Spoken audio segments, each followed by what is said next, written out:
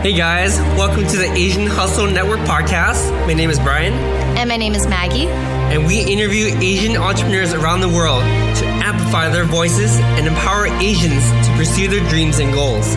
We believe that each person has a message and a unique story from their entrepreneurial journey that they can share with all of us. Hi everyone, welcome to the Asian Hustle Network podcast. Today we have a very special guest with us. His name is Hiroki Koga.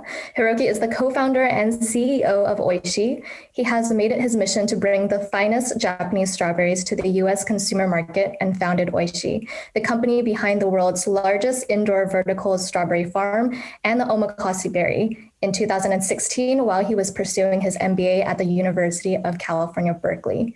With Hiroki's leadership and knowledge of ancient Japanese farming techniques, Oishi is the only player in the industry to produce pollinated fruit using AI and machine learning technologies at a commercial scale, considered the most sophisticated crops to grow indoors because of long cultivation cycles, while using zero pesticides to produce perfectly ripe, delicious strawberries year-round for consumers.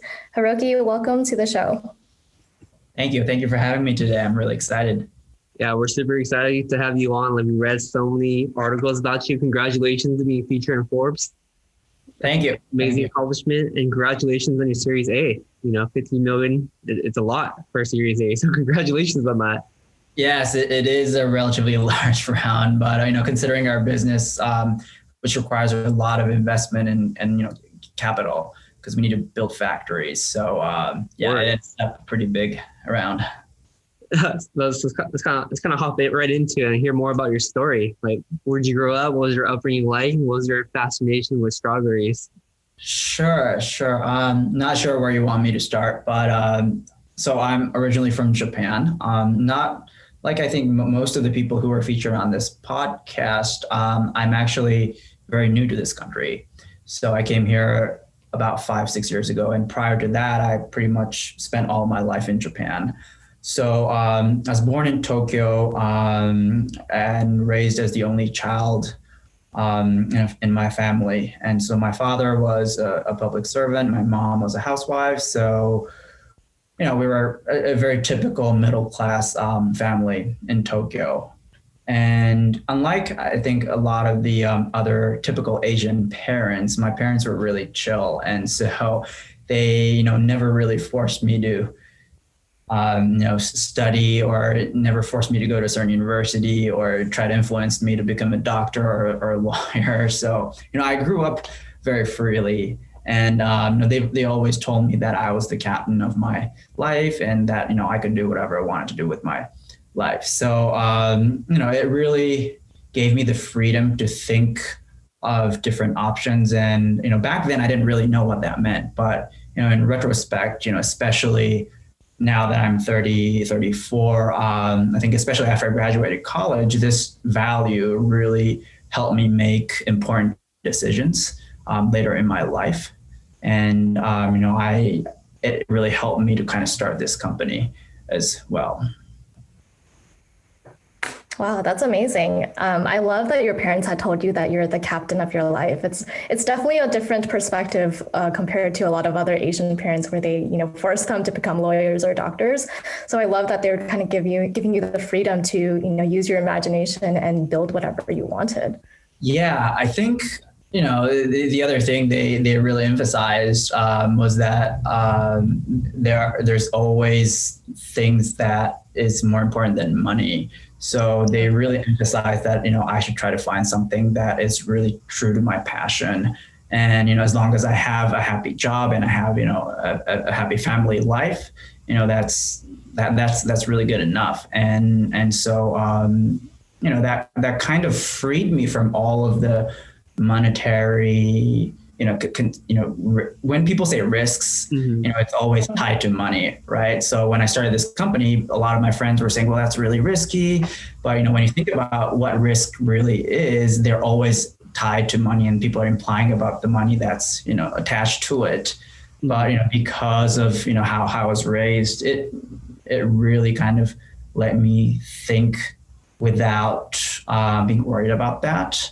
And that really helped me pursue my business here in New York as well. I really like that perspective a lot. And that's really a common theme that we have among other entrepreneurs on this podcast, is that a lot of people go into business not really thinking about the money. I think they're thinking more of their legacy, their impact, and how they can positively affect the world. And you have that heuristic as everyone else in the podcast too. We really like that, you know, it's about making a difference, about taking that risk and knowing that you have really nothing to lose. Because once you win a concept of money, money can always be made back, you know, but you can't have that time back to do that part again. Exactly. And I think it didn't really resonate to me as a kid because we weren't particularly rich. And, you know, I was only allowed to buy one Nintendo 64 cassettes every year. I was like, why can't I buy more? Right.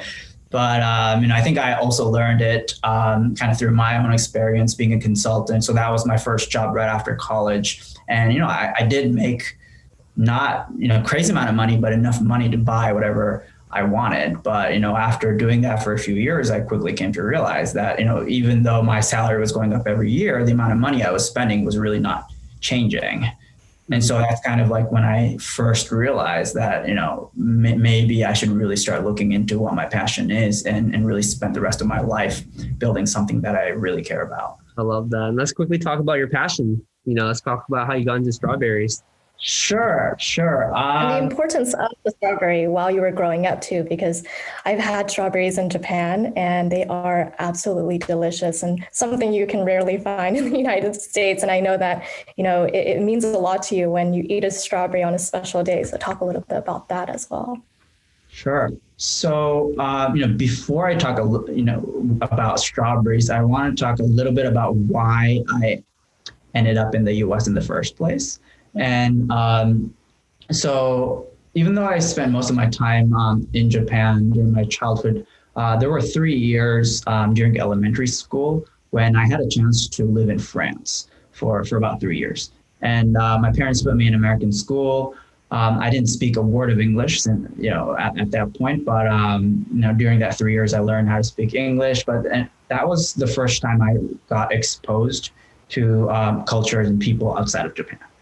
And two things happened then. Well, one, I had the opportunity to learn English, so that allowed me to, you know, open up so much opportunity down the road. But I think the second point, which had a huge impact on why I started this company, is I started realizing started thinking about my identity and my roots as a Japanese living in France. And I would have never done that if I stayed in Japan because everyone else is the same as me. And so it really started making me think where Japan stands in the national community. And, you know, even as a kid, people knew about Toyota, you know, Sony, and back then, you know, animes like Dragon Ball, Pokemon. Mm-hmm. So even as a young kid, I kind of knew intuitively that Japan had a very unique position and a very strong brand and presence globally. So, you know, even after I came back to Japan from France, there was always this idea kind of lingering in the back of my head that as a Japanese, I wanted to bring the best of what Japan has and share it with the rest of the world, because there are so many things that's very interesting, right? And I didn't know what it was going to be. And certainly I didn't think it was going to be strawberries or produce back then. But that was always kind of, you know, in the back of my head as I grew up in Japan. And so, you know, I went to regular middle school, high school, and then college in Japan. I did consulting for about, you know, 5-6 years. But then I finally had the opportunity to come to the US in 2015 to do my MBA. And I think a few things happened then. One, so this might sound funny, but so I arrived to California, and California is known to have the highest quality produce in the US, right? But obviously I came from Japan, so I didn't know anything about that. And I went to a local Safeway, I remember, my first grocery shopping in the US. I was really excited. And I go down the produce aisle, everything is really shiny, everything is big, and everything is pretty reasonable, right? So I was really excited. I went back home, I started cooking, and you know, some of the stuff I ate without cooking, like raw, just to see how it tastes like. And I was just really shocked by the difference in the quality of what I was used to eating in Japan and what I had.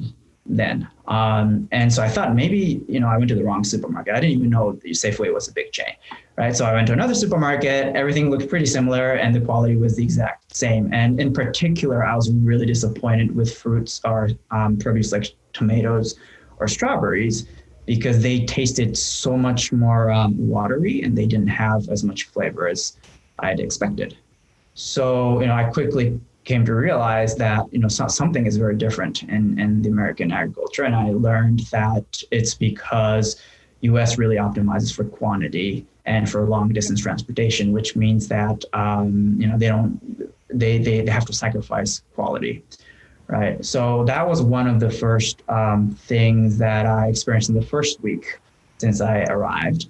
And the other thing was that, not sure if you were in California in 2015, but there was a huge drought that year. Mm-hmm.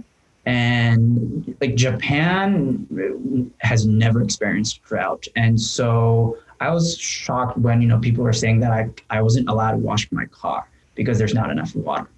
Right. So even though like global warming and, natural disasters, though, like I've read those in newspapers, I've never experienced it firsthand. But now I'm in the US, a first world country, and people are telling me that I can use water. And so I was feeling this, urgent need for novel ways to change how people make food because agriculture consumes 60% of the water on this planet. And so there was increasing demand for new technologies in agriculture. And I used to be a consultant in Japan who was professionalized in vertical farming consulting. And even though it didn't really, the industry didn't take off big in Japan, it was taking off in other parts of the world, like the US in 2015, because of all of these sustainability issues. So, those two things combined together, the difference in the quality of produce, and then also a need for a new way to produce crops, which happened to be my passion as well. I thought maybe there is a unique opportunity for me, someone who comes from a country that developed the core of this technology before anywhere else in the world, to deploy that here and also at the same time be able to share amazing Japanese quality produce to the rest of the world. Yeah, I mean, I love that a lot, and I keep telling people too, like, whatever experience that you have when your previous jobs, and it always comes full circle as you become an entrepreneur, because you draw on all these experience, even like the most minute experience of dealing with people, dealing with bosses, experience you didn't like. Now you're incorporating these ideas and experience into your own company. It's crazy how life goes full circle sometimes, Exactly. Yeah. I didn't know that I was going to start this company when I first came to the US.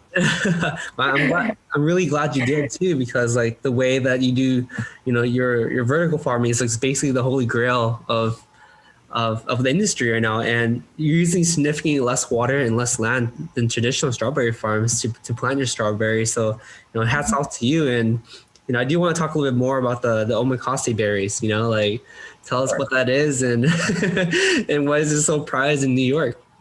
Sure. So not sure if you've heard of the word omakase before, but it's another Japanese word, obviously. And it means it's used in restaurants. And usually it means I'll leave it to the chef. So if you go to a fancy Michelin restaurant, they would have an omakase menu, which means that you don't have any freedom to choose what you're going to get served. So you have to leave everything to the chef. And the chef will always choose what he or she thinks is in the best condition that day, and then prepare the full course. And the reason we called our berries omakase is a few different reasons, but I think the biggest reason is because our strawberries are always in season, and we can guarantee that the quality is always the best. And the reason why we can do this is because we grow our strawberries in a completely closed environment where we don't get impacted by the outdoor weather. So the beauty of it is that you can grow these strawberries anywhere around the world, regardless of the outside seasonality. And the specific varieties that we're growing are special Japanese strawberries that are known for its exceptional aroma and sweetness. And this is something that this is a variety that could not have been grown here in the U.S. due to all of the weather differences, than the environmental differences. But because of this technology, we're able to recreate the perfect Japanese Alps climate. So, even though these strawberries are sitting inside a warehouse in New Jersey, they think that they're still in Japan, basically. Yeah. So I do have a question. Sorry, Maggie. So I do have a question. Can you kind of clarify, like, I know there's some of our listeners don't understand like the culture in Japan regarding like planting fruit and planting quality fruit. I did spend a good amount of time like watching YouTube videos of like farmers having competitions in Japan, and beginning of the year where they want the best fruits, and some of these prices on the fruits go like tremendously high. Can you quickly touch upon the culture of Japan regarding fruits so our listeners kind of understand where your company is coming from? Of course.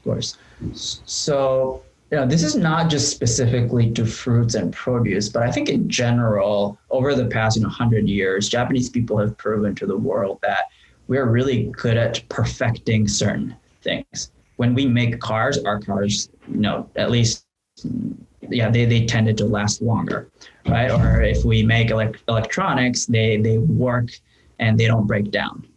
And so I think Japanese people have this tendency to try to perfect everything to the detail, as opposed to try to do something really efficiently or try to do something at a mass scale.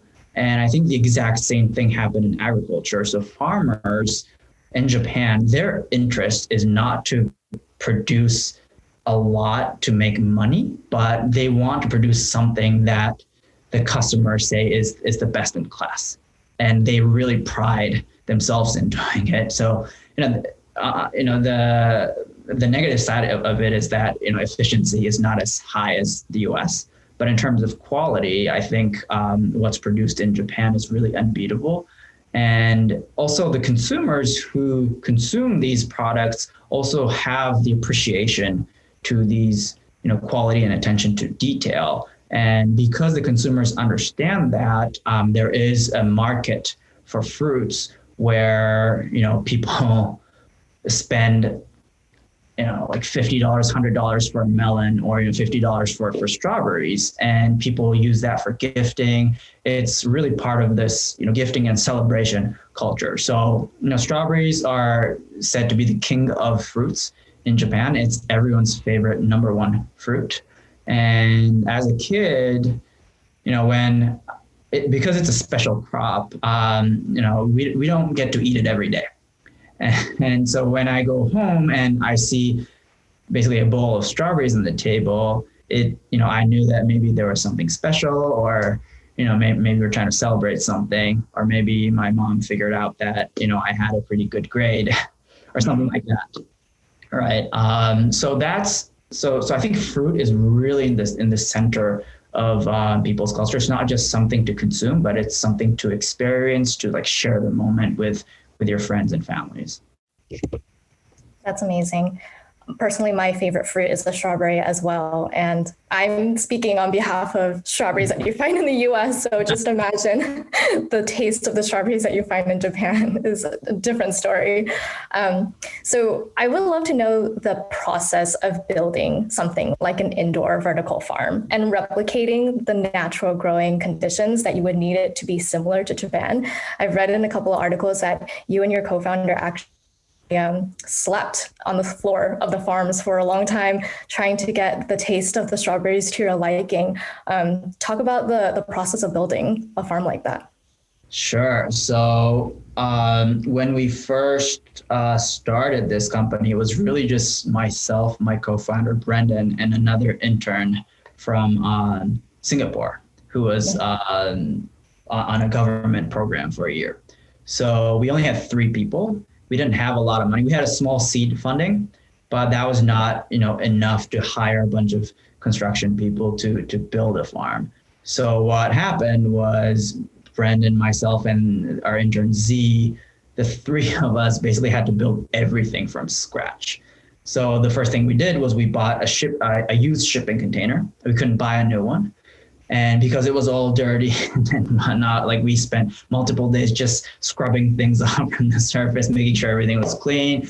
But then, we had to buy LED lights, we had to buy HVACs, like special types of HVACs, because you're going to put a lot of LED lights and it's going to get really hot inside. So we had to buy industrial ones. None of us were engineers. So we had to YouTube a lot of things. We had to go ask experts. And obviously for certain electrical things, we had to hire electricians and whatnot. But I would say 99% of our first farms were built by the three of us.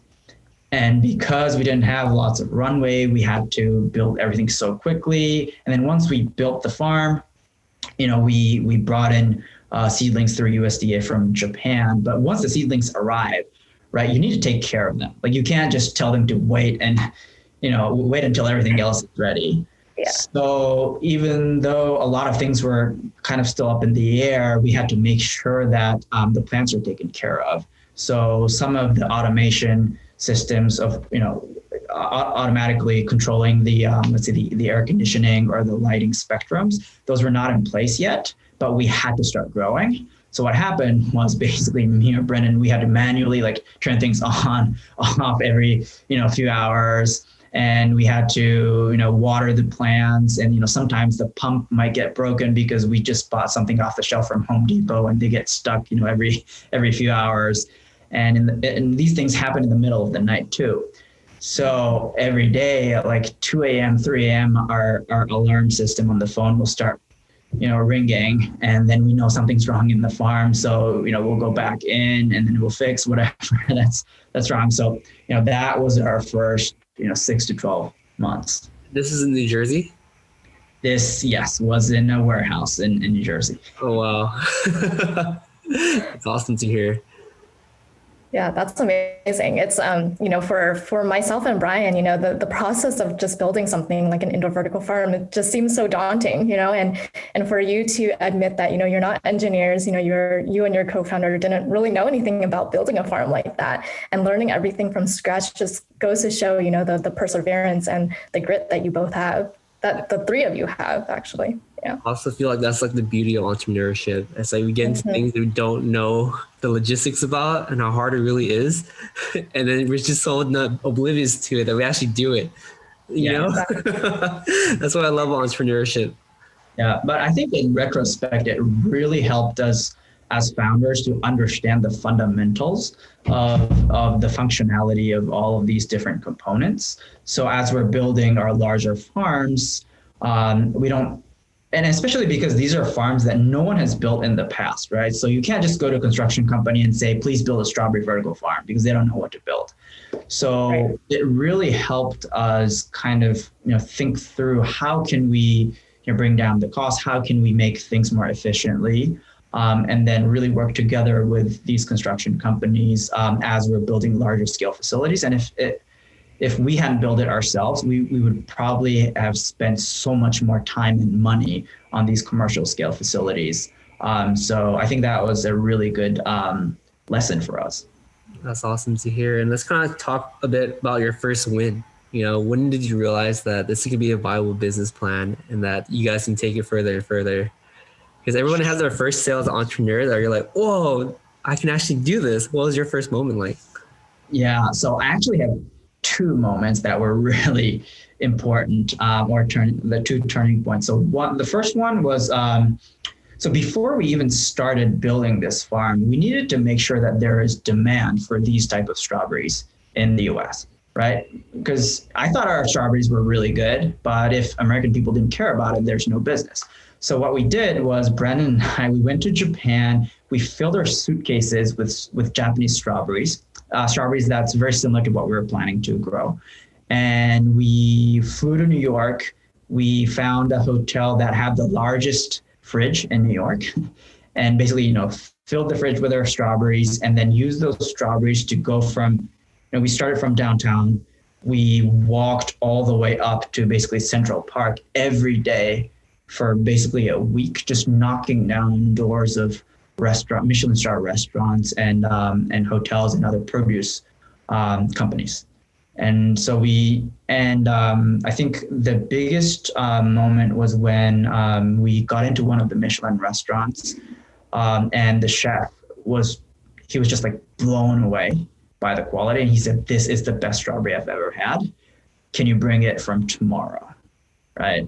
And that was really the moment when we're like, okay, there definitely is a very strong demand. And he was like, "I don't care about the price. I'll pay whatever that you ask." So I think that was, one of the first moments.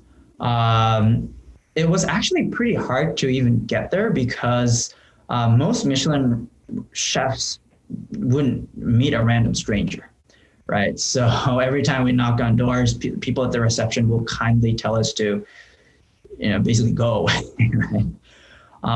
And so we had to lie that we had appointments with chefs to get into the kitchen. And so, it took us a few days to figure out how to do it. But after that, we kind of learned, the secret sauce to getting into the kitchen. And once we get into the kitchen, we can just, present our berries right in front of the chefs, and they're all, craftsmen and professionals. So they wouldn't refuse to eat it. And once they taste it, I would say 9 out of 10 chefs were like, bring it from tomorrow. Wow, that is amazing. Now we know the secret sauce is to lie that you have an appointment, so you can go into their kitchen. If you want to meet a Michelin-starred restaurant's chef, you just have to lie that you have an appointment. That's amazing. So it seems like these chefs at high-end restaurants started getting interested in your strawberries. How quickly did it actually gain attention from all of the foodies in Manhattan? Sure. So we strategically started with a restaurant called Chef's Table at Brooklyn Fair, which is one of the 5 Michelin 3-star restaurants in Manhattan. And the head chef, Cesar Ramirez, is known to have the most strict eye for the quality of his produce. So, we thought that if we could serve our berries there, the word would spread very quickly. And it actually did, right? So once we started serving our berries there, we only had enough to serve at his restaurant. So we weren't selling anything to the public yet at that point. But I would say probably after a few weeks, or maybe even a couple of weeks, people started reaching out to us through our, inquiry link. And a lot of people were, because, a lot of people who dine at these restaurants, they're millionaires, if not billionaires.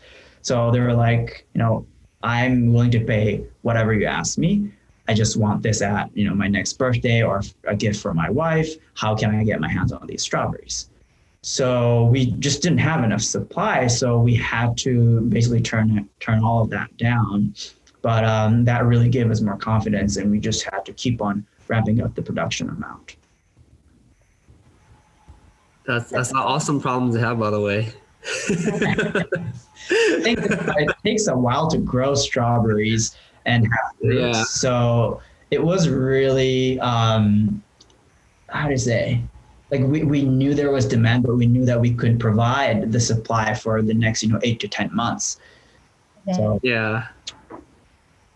Let's talk more about the business side of things too, because running a company is not easy, and raising the amount of money that you did is not easy, and scaling a team is never easy. So on top of making sure that you're hustling, putting the strawberries out there, how are you still managing your team and still growing that team structure and maintaining that culture?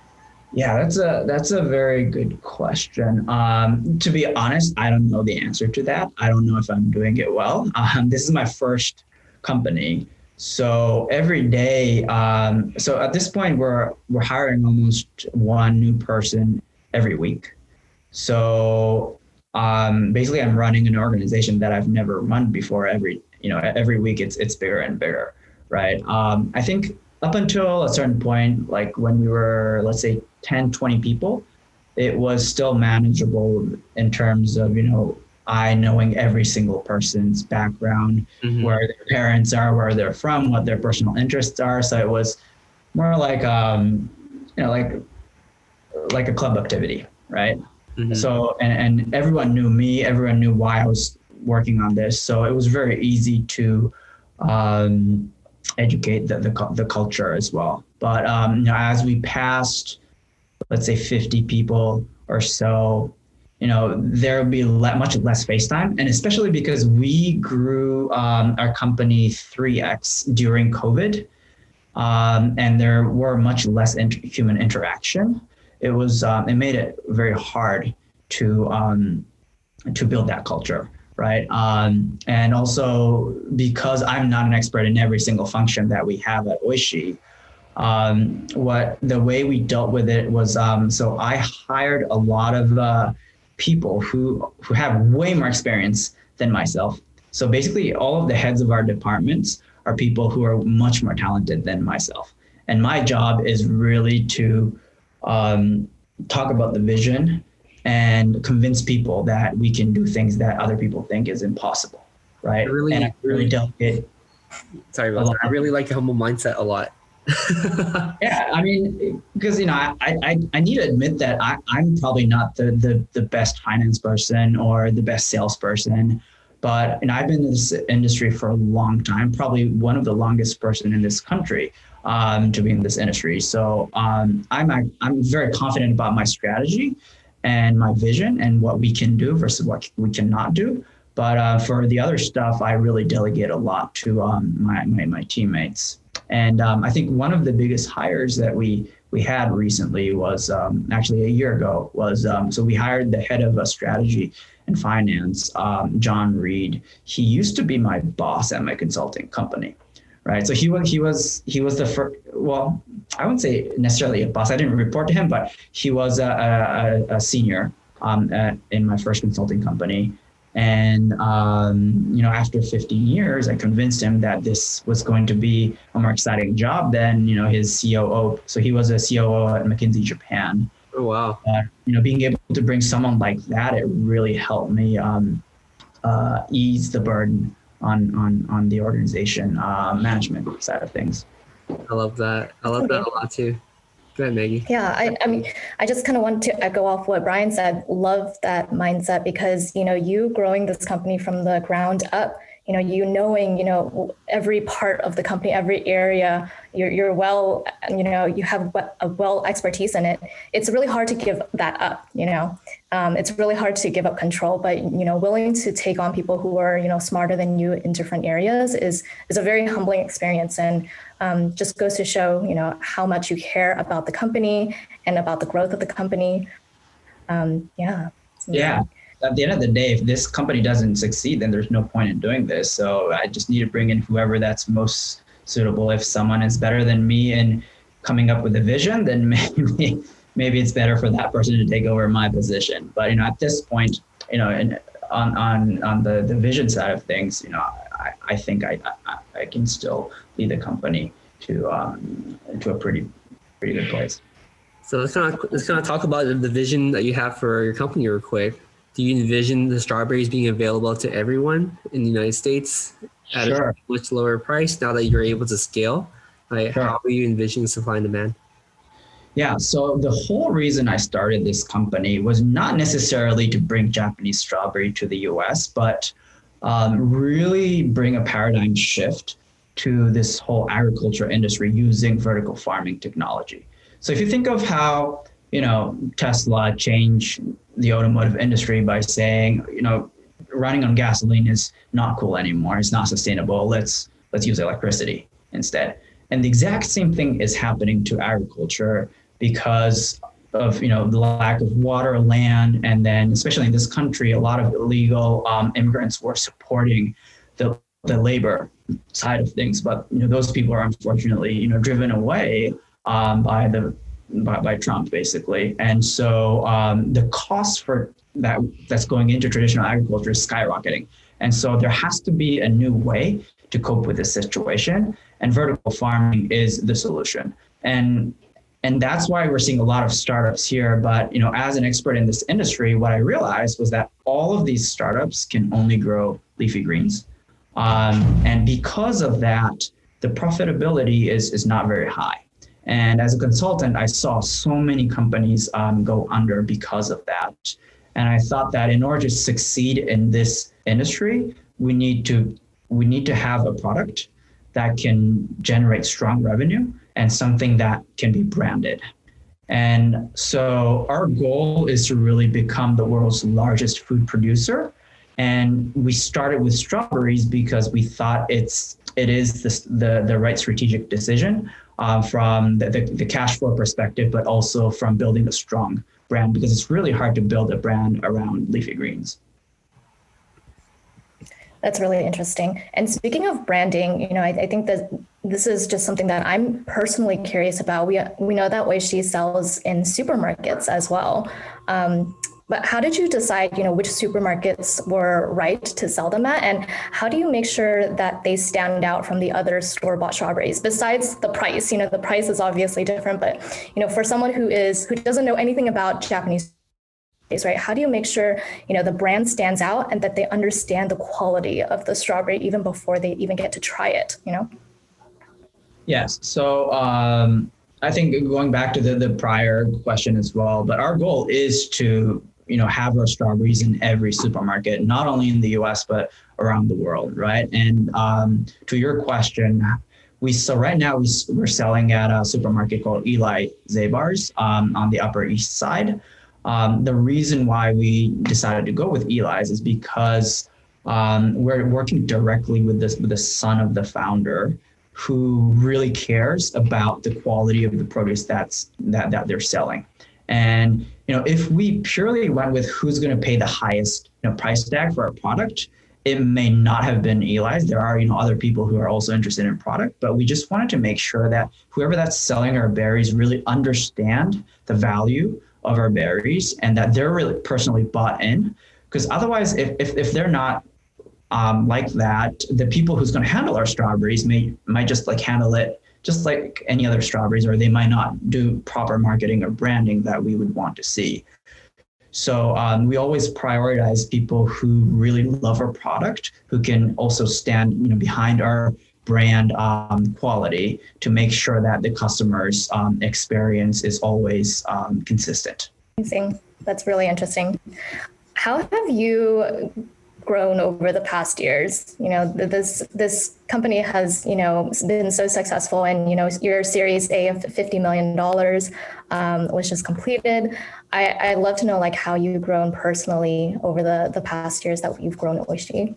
I would say when we first started this company, it was really just a few dudes who had passion in vertical farming, and we were just grinding every day.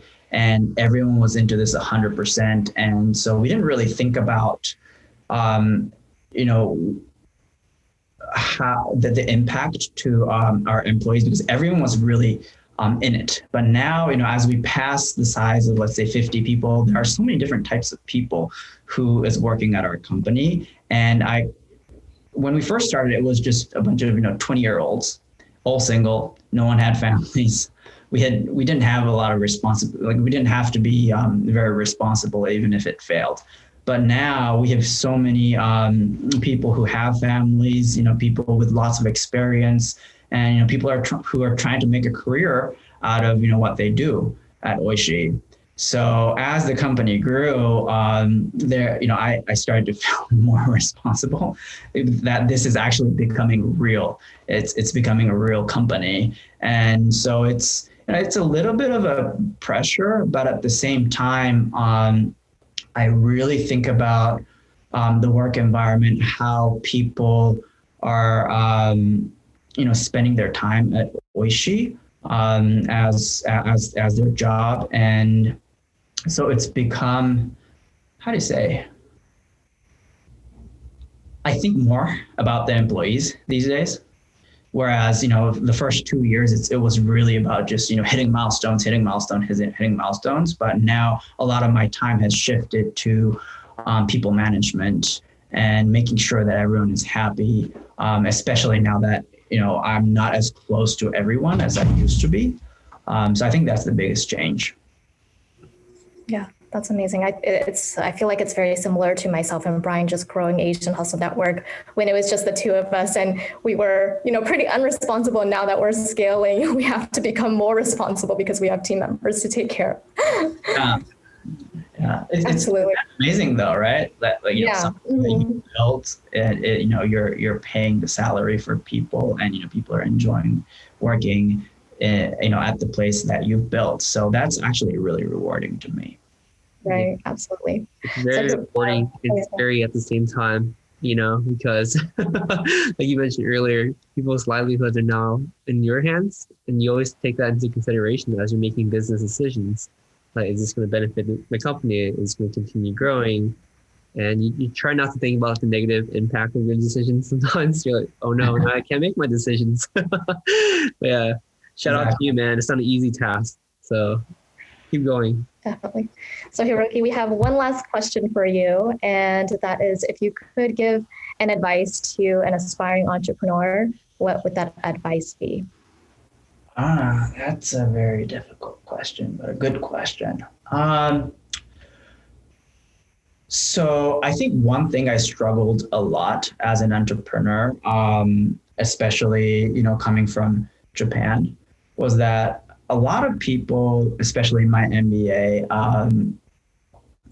try to provide opinions to me as I was starting my company. And I'm sure anyone who wants to start a business would talk about their business idea to their friends or to their professors or their families.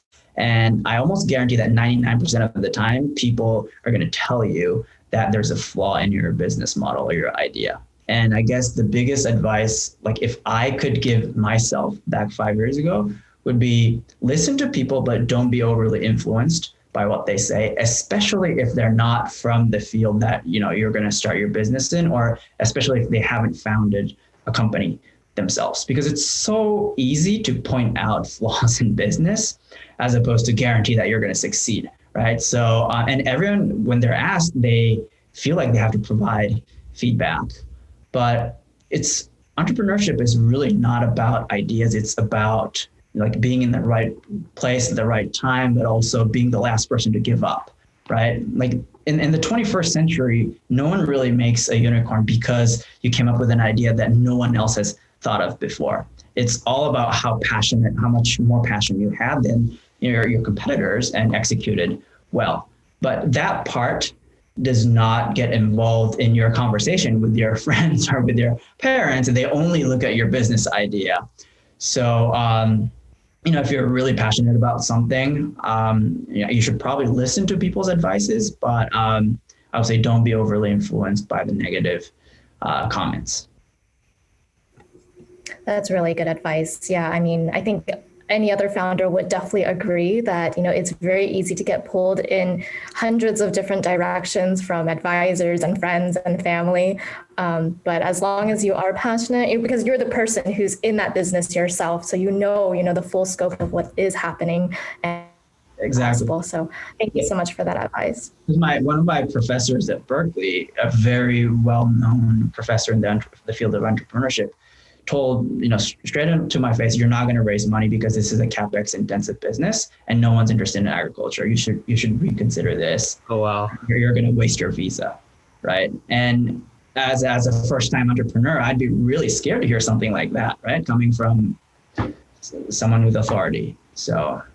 Yeah, I'm glad you didn't listen to him. Yeah. It's the same thing with us too. People were just like, you're raising money for a Facebook group? I'm like, I want to turn this Facebook group into a company. Yeah. So Hiroki, how can our listeners find out more about you and Oishi? Or where can they find it? Oh, the product? Yes. So right now we are only selling in the Manhattan and Brooklyn and parts of Jersey City. But if you live in those areas, you can visit our website. Our production is ramping up. So I think in the next couple months, you will see much more availability. So you can order online and it'll get delivered to your home. There are also other few partnership locations throughout Manhattan where you can reserve our berries and then go pick it up yourself. And then finally, you can go visit Eli's Zabar's supermarket. And hopefully if you go early enough during the day, you'll find our berries there if it's not sold out.